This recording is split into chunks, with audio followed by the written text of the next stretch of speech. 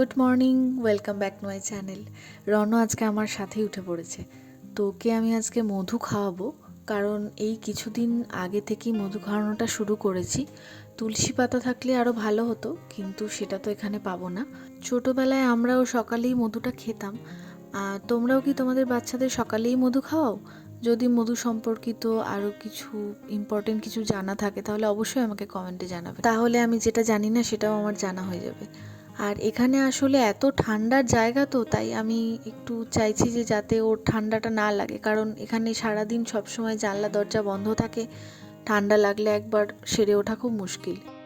আজকে জলখাবারে বার্গার বানাচ্ছি। বার্গারের যে চিকেন প্যাটিটা আমি একটু মাইক্রোওভেনে ঘুরিয়ে নিলাম, মানে একটু গরম করে নিলাম আর তেলটা অ্যাভয়েড করার জন্য। তো এটাই আজকে আমাদের জলখাবার।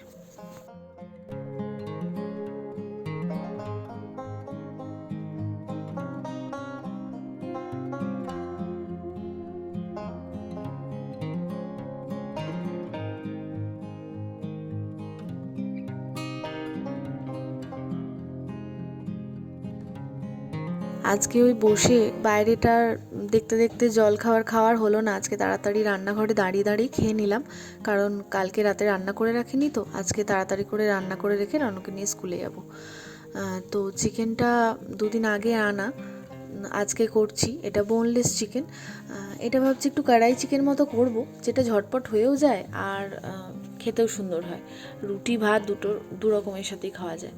তো ওই পেঁয়াজ ভেজে আদা রসুন বাটা আর টমেটো দিয়ে দিলাম, আর এদিকে ওটা এখন কষতে থাকি, আর এদিকে আমি চিকেনটা একটু কেটে নেব। আর একটু রেখে দিই, অনেকটা বেশি চিকেন, তো এই এক পিস রেখে দিই আর এই দুটো পিস আজকে রান্না করি। এই দেখো মশলাটা কষা হয়ে গেছে, এবার এটাকে আমি এখন পেস্ট করে নেবো ভালো করে।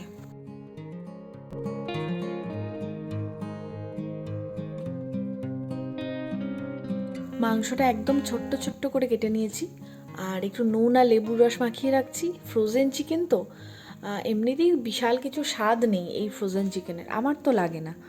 খুব ভালো করে রান্না করতে হবে, তবে গিয়ে একটু ভালো লাগবে খেতে। তো আজকে আর ম্যারিনেট করে রাখার সময় নেই, তাই অল্প একটু 15 মিনিট মতোই মাখিয়ে রাখলাম, যতক্ষণ না মশলাটা কষা হয়।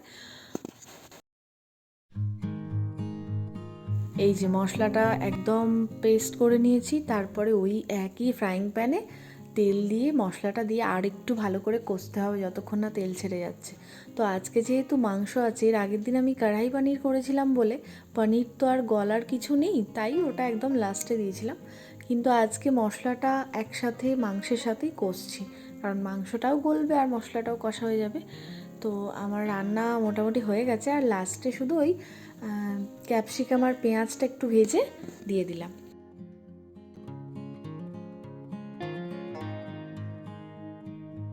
এই যে এই স্ট্রলার কভারটা কবে আমরা অর্ডার করেছি আর এতদিনে এলো, অনেক দিন লাগলো আসতে। এটা হচ্ছে এখানে বাইরে বেরোলে এত ঠান্ডা একটা হাওয়া দেয় না, যতই রনকে যত যাই পড়াই না কেন কিছুতেই ওই মুখে যে হাওয়াটা লাগে, মুখটা তো আর চাপা দিতে পারবো না, তো ভীষণ পরিমাণে একটা ঠান্ডা হাওয়া ওর মুখে লাগে, যেটা ও একদম মানে পছন্দ করে না, ভীষণ অস্বস্তি করে, বলে যে বাড়ি যাব, মানে থাকতে চায় না আর বাইরে। তাই জন্য যদি কখনো কোথাও দূরে কোথাও যেতে হয় এই ঠান্ডার সময়, বা যদি কখনো স্নো পড়ে আমরা রাস্তায় থাকাকালীন, তাই জন্য এই কভারটা কেনা, যেটা পুরো স্ট্রলারটাকে প্রোটেক্ট করবে হাওয়া থেকে, স্নো থেকে, সব কিছু থেকে।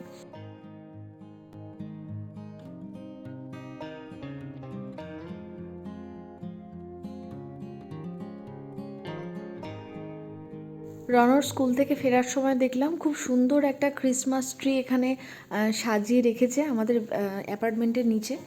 তো আজকে রনর স্কুল থেকে এইসব গ্রসারি দিয়েছে, শসা, আপেল, পুডিং, জুস, দই, আর তার সাথে একটা বড় হাগিসের প্যাকেট, একদম রনও যে হাগিসটা ইউজ করে সেই সাইজেরই, আমার খুব ভালোই হলো। আর একটা স্যালাডের প্যাকেট দিয়েছে, তাতে লেটুস পাতা আরও অনেক কিছু সব রয়েছে একসাথে। স্কুল থেকে বাড়ি আস্তে আস্তেই ভাবছিলাম যে আজকে হিউমিডিফায়ারটা তোমাদেরকে দেখাবো, কিন্তু বাড়ি এসে রনকে চান করিয়ে দিলাম, তারপরে আমি শুধু একটু খাবারের দিকে গেছিলাম, রান্নাঘরের দিকে একটু খাবারগুলো গরম করছিলাম। ব্যাস, এসে দেখি হিউমিডিফায়ারের ঢাকনা খুলে তার যত খেলনা সব কিছু ওর মধ্যে ডুবিয়ে দিয়েছে এবং চারিদিকে জল ছড়িয়েছে। মানে আমার তো দেখে রীতিমতো কান্না পেয়ে গেল, দীপ তো মানে হেসে ফেললো। কিন্তু আমি হাসতে পারলাম না, আমার প্রচণ্ড মানে কষ্ট লাগছে যে এই পুরোটা এখন আমাকে পরিষ্কার করতে হবে। দাঁড়াও পরিষ্কার করে নিই, তারপর তোমাদের দেখাচ্ছি, কিন্তু তার আগে আমরা খেয়ে নিই।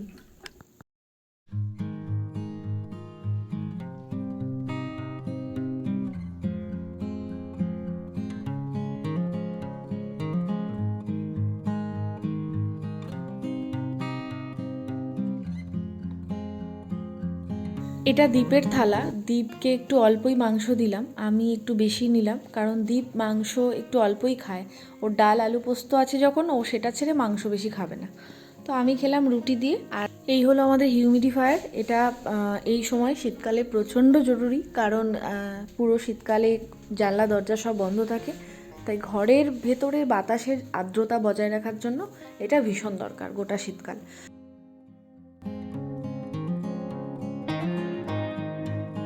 সব কাজ সেরে যখন শুতে যাচ্ছি তখন দেখলাম স্নোফল হচ্ছে, খুব হালকা স্নোফল হয়েছে, কারণ পরের দিন সকালে উঠে আর সেরকম স্নো দেখা যায়নি।